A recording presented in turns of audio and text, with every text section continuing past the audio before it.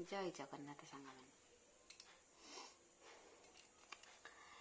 अथ चेतमिमं धर्म्यं संग्रामं न करिष्यसि ततः स्वधर्मं कीर्तिं च हित्वा पापम वाप्स्यसि अकीर्तिं चापि भूतानि कथयिष्यन्ति ते व्ययं संभावितस्य चाकीर्ति मरणादतिरिच्यते।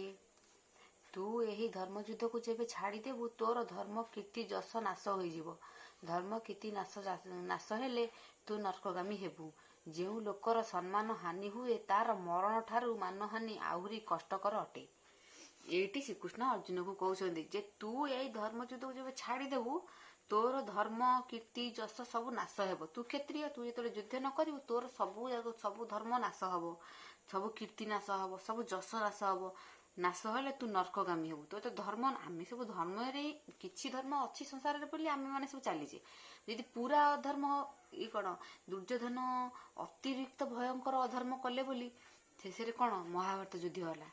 श्रीकृष्ण आसिले जे नाई कंस बेलू को श्रीकृष्ण आस कंस को मारे अतिरिक्त अधर्म पढ़ले माने भगवान अवतरण करी से माने अधर्म को विनाश करी धर्म को रक्षा करती।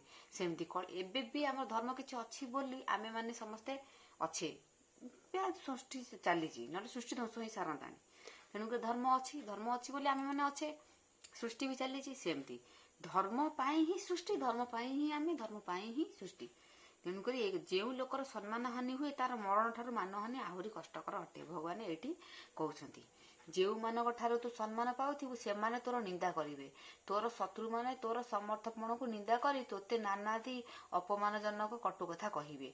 तू तो युद्ध न करिबु, युद्धरु विरत होइजिबु, समस्त तो ऊपर हसिबे, कहबे देख ये युद्ध करिया को गला किंतु युद्ध कलानी, युद्धरु फेरी आइला, ये कायर कि ये माने युद्ध करि पाइला नहीं।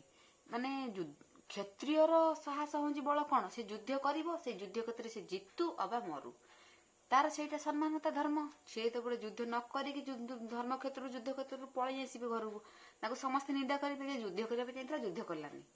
से श्रीकृष्ण अर्जुन को कहते देख तू जदि युद्ध क्षेत्र में मल्लु तोर धर्म कि तू जितिले भी तोर धर्म, किंतु युद्ध न करी पलैबू तो समस्ते निंदा करेंगे। तेणुक तू युद्ध कर।